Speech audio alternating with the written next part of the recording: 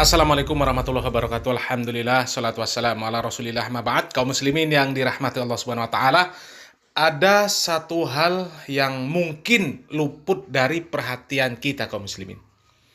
Ketika Koni Rahakundini Bakri memberikan sambutan di acara perayaan 1 Muharram di Al Zaitun, ketika dia menyebutkan deretan tamu-tamu yang mendampingi dirinya, ada satu nama yang disebut, dan itu sebenarnya nama-nama yang sangat disayangkan apabila ternyata disebut sebagai tamu Al Zaitun.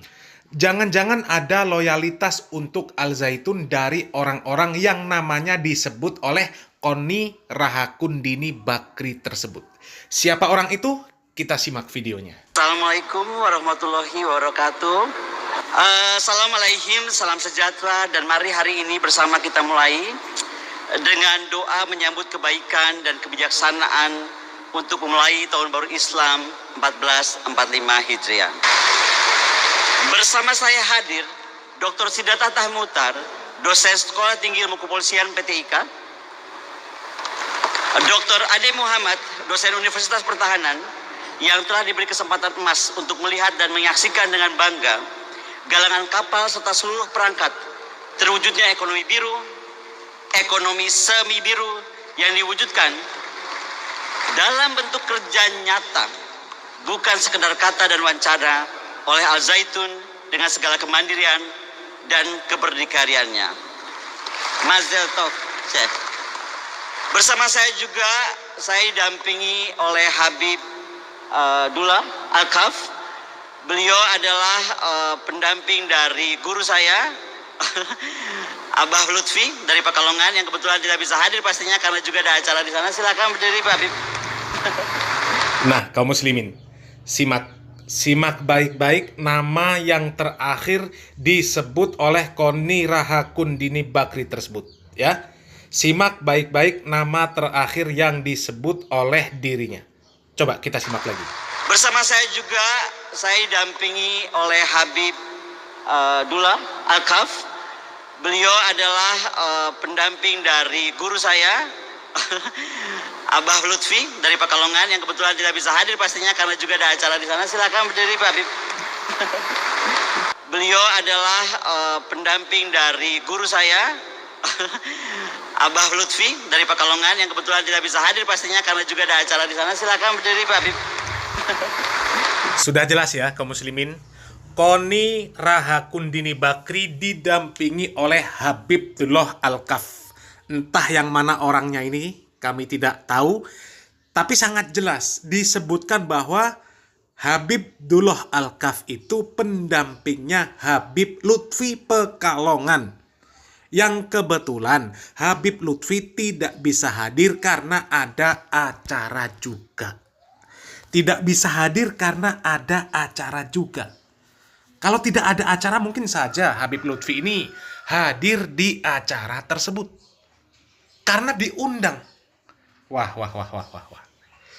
Jadi sebenarnya kita tahulah siapa-siapa dan seperti apa orang-orang yang diundang oleh Panji Gumilang. Tentu orang-orang yang loyal dengan Al Zaitun. Kalau MUI sebagai pihak yang tidak loyal terhadap Al Zaitun, maka tidak akan diundang. Dan kita tahu memang tidak ada perwakilan dari MUI. Dan ternyata Koni Rahakundini ini mengaku muridnya Habib Lutfi, kaum muslimin. Dengan percaya dirinya menyebut bahwa dirinya ini murid Habib Lutfi. Tapi mana ilmu yang didapat dari Habib Lutfi? Kok di dalam masjid tidak tutup aurat? Adab di rumah Allah saja tidak tahu. Parah. Apa ini yang namanya guru kencing berdiri, murid kencing berlari?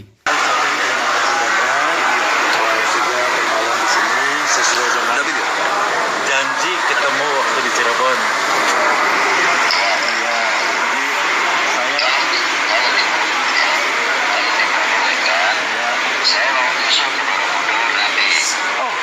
Dengan senang hati. Saya punya program itu tanggal 1 kita ada di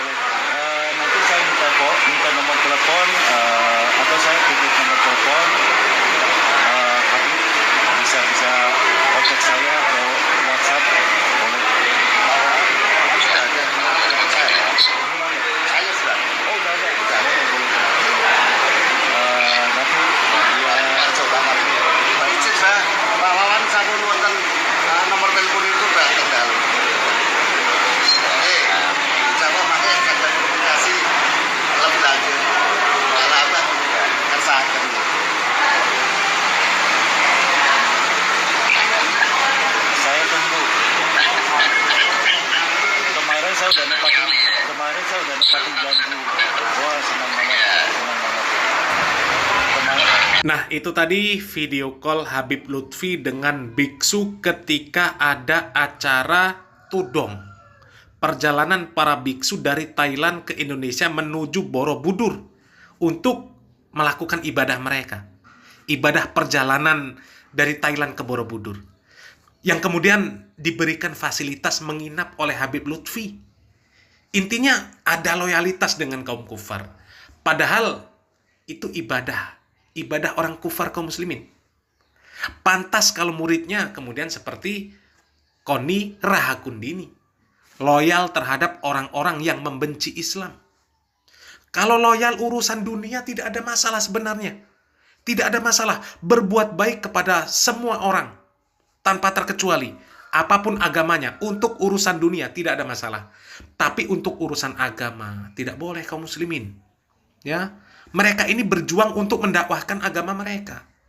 Urusan agama tidak ada loyalitas. Tetap lakum dinukum waliyadin, lana a'maluna walakum a'malukum. Bagi kita agama kita, bagi mereka agama mereka. Bagi kita amalan kita, bagi mereka amalan mereka. Tidak ada toleransi di dalam urusan agama. Salam waras, salam akal sehat. Barakallahu fikum. Wassalamualaikum warahmatullahi wabarakatuh. Ternyata Allah Subhanahu wa taala tidak hanya menyebutkan satu ciri dan sifat mereka, hanya mengatakan beriman secara lisan kemudian menyembunyikan kekafiran di dalam hati. Sifat-sifat yang lain Allah sebutkan juga di dalam Al-Qur'an. Apa sifat yang lain yang Allah sebutkan di dalam Al-Qur'an? Di antaranya adalah mereka berwala kepada orang-orang kafir. Apa wala itu? Memberikan loyalitas sama orang kafir. Dia begitu akrab, begitu bersahabat, begitu dekat, tolong menolong, bahu membahu, berlapang dada, berhusnudzon kepada siapa? Kepada orang kafir. Tetapi justru kepada orang Islam, kepada kaum mukminin, justru mereka tidak memberikan loyalitas, justru mereka memberikan permusuhan. Ada semacam kecurigaan, kebencian, berprasangka buruk kepada sesama kaum mukminin.